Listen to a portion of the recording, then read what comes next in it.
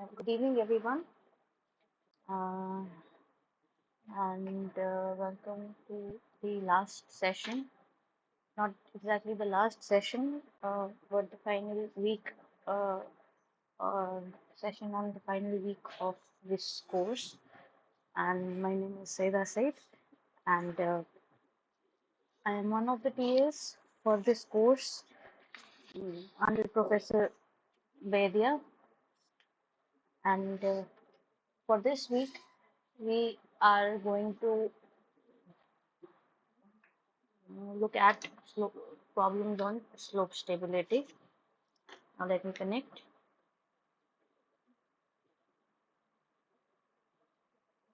my pen stylus. Is this connected? Okay, yeah, it's connected. So last week we did questions on retaining structures.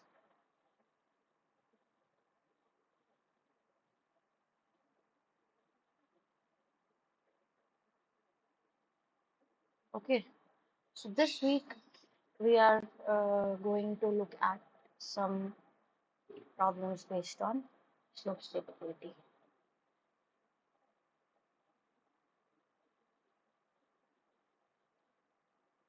Okay, so to give you an idea of to give you an idea, let's first discuss what are the types of failures that can take place in soils that have a sloping kind of a structure. Because always we will not have a horizontal ground, we have these slopes in soil. So the first kind of failure, this is called a fall. You can have a rock fall in which these separate entities of your soil structure, they just fall down the slope and form the rock fall. This is called toppling failure. This is more recurrent in in rocks. This as well. See, rock is also part of geotechnique, so we can't just ignore it. So these are more pronounced in rocks. So when you have a layered rock, for example, and you have a hill in which you have these kind of structures, sometimes what happens is that the self weight of this uh, block of rock will act like this. Sometimes the self weight, the center of gravity is high, for example, uh, not in this case, but if we have a rock like this, center of gravity is quite high, and then based on the equilibrium situation in the whole structure, you can have a toppling failure in which one block topples and it causes the second block to topple, and this is called a toppling failure. And then we have this slip failure.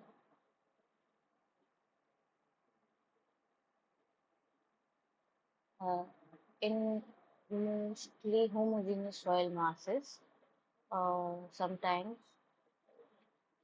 just a moment.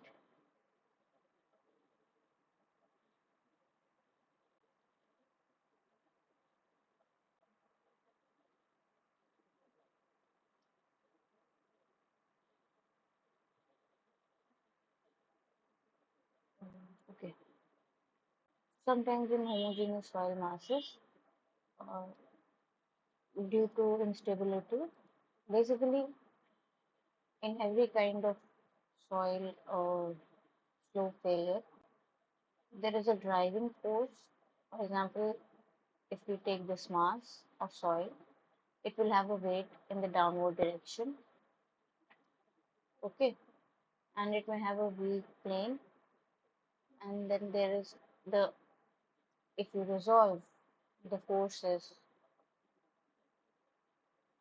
like this and like this, we have a driving force or along this we have a driving force of that is trying to cause a failure.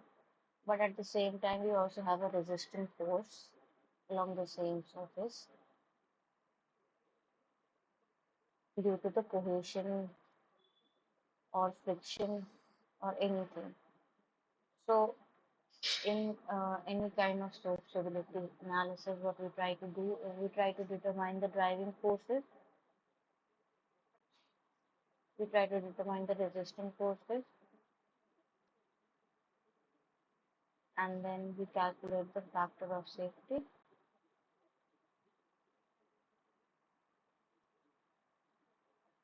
Should be driving force over resistant force. Oh, I'm sorry, resistant force over driving force. Okay, so this is a horizontal spread kind of failure. It usually happens in cohesive soils and especially soils that are more prone to what can I how do I say it, more prone to swelling and shrinkage, maybe soft soils. Uh, so not necessarily that, but has to be a clay type soil in which these masses are moving one at a time and they're causing these cracks to build up. It's also called a spreading failure. And then we have a flow type of failure in which the whole mass moves like a viscous fluid. This is like, let's not call it a landslide, but something like that. Maybe at a smaller velocity, this will move as a whole viscous mass. Okay, these are the types of failures, and presently for soils, we are mostly looking at these failures that form a slip surface in the soil itself, and this will be the focus of this uh, in this curriculum. Okay, so in slope stability analysis, what we need to know is what is the factor of safety of a slope. Factor of safety, as I told you, this is how we quantify strength of a slope. This is to quantify the strength of a slope because, like, if I say that the slope has a, if I tell you the angle of the slope, it you can never tell me if the slope is stable or not. If I tell you only the properties of the slope, C, phi, I tell you, and they are very high, for example, still you need to know the angle of the slope. What is the angle of the slope? If it is a too steep a slope, it may still fail. Uh, Now you need a relation between C, phi as well as the angle of the slope, and we gather it from our factor of safety, or we sometimes even use stability number that we can see further. Now, talking about finite and infinite slopes, so we have two kinds of slopes. If we have a slope that is very, very, very, very long as compared to its like depth, so we have a slope and it has a smaller depth, uh, so it cannot be obviously infinite because then like it has to be finite, but it is relatively infinite as compared to depth. So failure of the surface slope will always take place in a manner like this. But what happened is that if the slip surface is very shallow, or if there is a failure plane that is parallel. Okay, so what will happen is that there will be a translational type of failure. In a semi-infinite,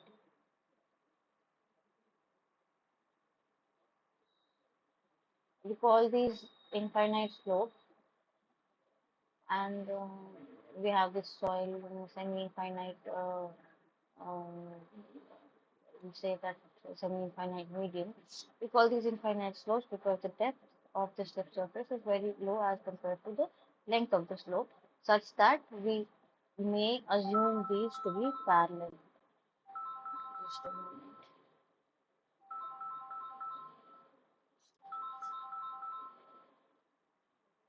Excuse me.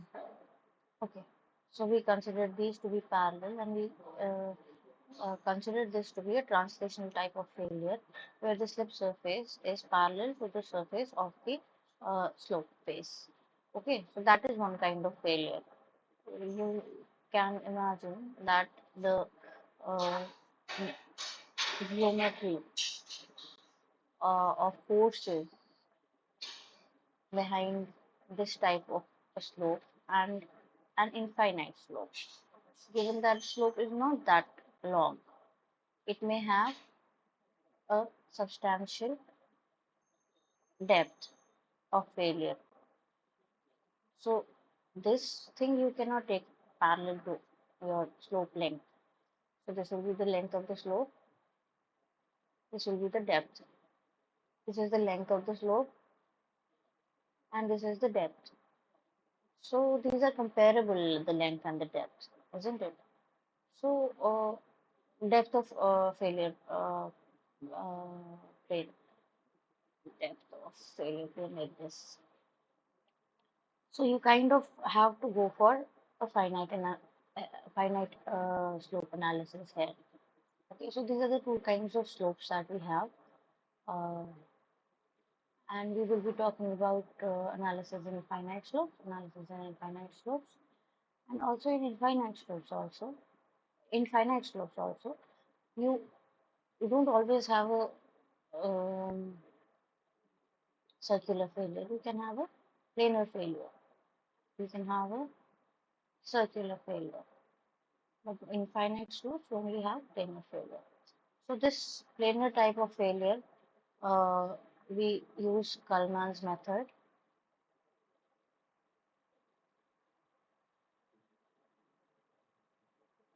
for this. And then for circular failure, we have different methods. We different types of soils, in fact. We can have a purely clayey soil. We can have a C5 soil. In C5 soils, we use, excuse me, uh, the method of slices,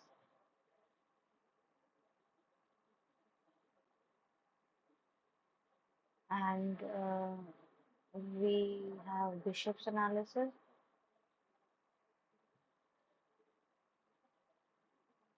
on in UG level. I'm talking about. Um, Besides this, there are too many methods, Morgenstern Price method, and all these methods that we can use. But right now, we are at UG level. We mainly talk about the method of slices or the Bishop's analysis, and sieve soil is we can take a total analysis, total weight analysis. Basically, in total weight analysis, what you do is you take only for sieve soils. It does not have a file. You take a trial slip surface. You calculate the weight. For example, this is the radius of the slip surface. You calculate the weight and the driving moment. Let's say this is x bar. Um, no, this is not. I don't have to. If this is the radius, this has to be the x value. The moment will be along this arm. This is the driving force, and along this arc is your resisting force, which is Cu. If Cu is the unit cohesive strength into the arc length AB. For example, here Cu into AB, that is the force along this, and the moment arm will be this radius. We will see this further. Basically, all we do in slope stability analysis, which, as I mentioned, we calculate the driving force, we calculate the resisting force, and we try to define the factor of safety. Okay, and this all we have mentioned in dry cases. We can as well have seepage in our slopes, which becomes one of the main reasons for its failure, because usually slopes are in equilibrium before they fail. And one of the forces that causes the slope failure is the seepage. For example, if you get this soil saturated and then water starts to flow in this direction, it will create a force in this direction that will add up to the driving force. Resisting force will be the same, but the driving force will change. Okay, so these are the things that we have to we study in this force stability analysis. Okay, so if we move on to the finite slope analysis, first let me talk a little bit about finite slope analysis and how we calculate the factor of safety in finite slope analysis. Then we will try to solve. Okay, then we will try to solve this question on finite. Sorry, infinite slope. I've been saying finite slope analysis, but this is infinite slope analysis. So let us discuss first how we calculate the factor of safety for an infinite slope. Okay,